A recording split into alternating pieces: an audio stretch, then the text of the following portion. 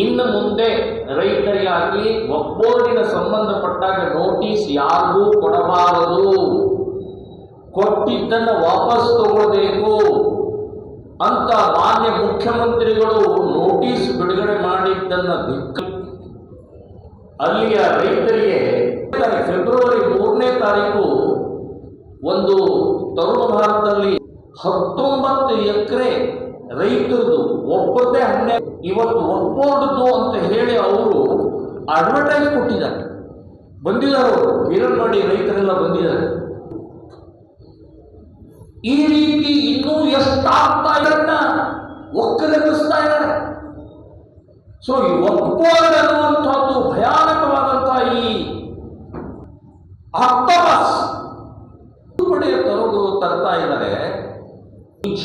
ನಿರ್ಲಜ್ಜ ದ್ರೋಹಿಗಳು ದೇಶ, ನಾನು ಸ್ಪಷ್ಟವಾಗಿ ಹೇಳ್ತಾ ಇದ್ದೀನಿ, ಈ ತಿದ್ದುಪಡಿ ಪಾರ್ಲಿಮೆಂಟ್ನಲ್ಲಿ ರಾಜ್ಯಸಭಾ ಮತ್ತು ಅನ್ನುವಂಥ ವಿಶ್ವಾಸ ನಮಗಿದೆ.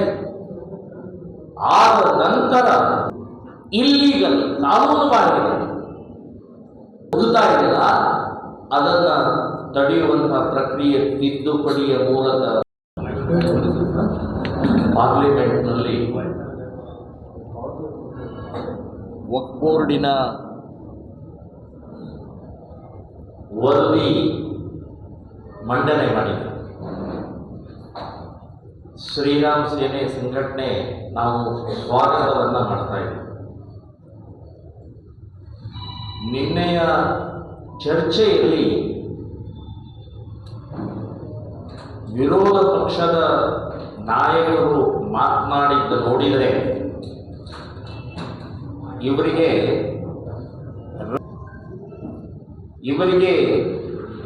ದೇವಸ್ಥಾನಗಳು ಮಠಗಳು ಬೇಕಾಗಿಲ್ಲ,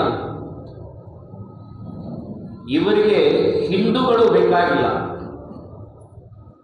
ಇವರಿಗೆ ಬೇಕಾಗಿದ್ದು ಮುಸ್ಲಿಮರ ತುಷ್ಟೀಕರಣ, ಮುಸ್ಲಿಮರ ಓಟ್ ಮಾತ್ರ ಅಂತನ್ನುವಂಥದ್ದು ನಿನ್ನೆ ಸಂಸತ್ನಲ್ಲಿ ಆ ವಿರೋಧ ಪಕ್ಷದವರು ಮಾತನಾಡಿ ನೋಡಿದರೆ ಗಂಭೀರವಾಗಿದೆ.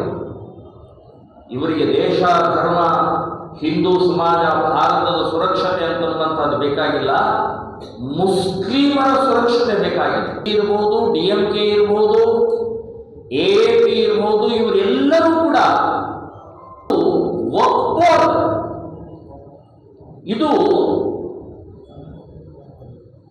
ಸುಪ್ರೀಂ ಸಂವಿಧಾನವನ್ನು ಧಿಕ್ಕರಿಸಿ ರಚನೆ ಆದಂತಗೋಸ್ಕರ ಒಂದು ವರದಿಯನ್ನು ಸಿದ್ಧ ಮಾಡಿದ್ದನ್ನ ಇವತ್ತು ಮುಸ್ಲಿಂ ಸಂಸದರು ಇಬ್ಬರೇ ವಿರೋಧ ಮಾಡಿದ್ರು, ಹಿಂದೂ ಸಂಸದರು ಬೇರೆ ಬೇರೆ ಪಕ್ಷದವರು.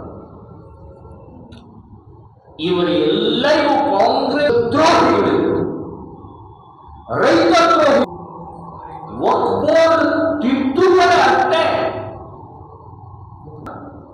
ಅದನ್ನು ರದ್ದು ಮಾಡ್ತಾ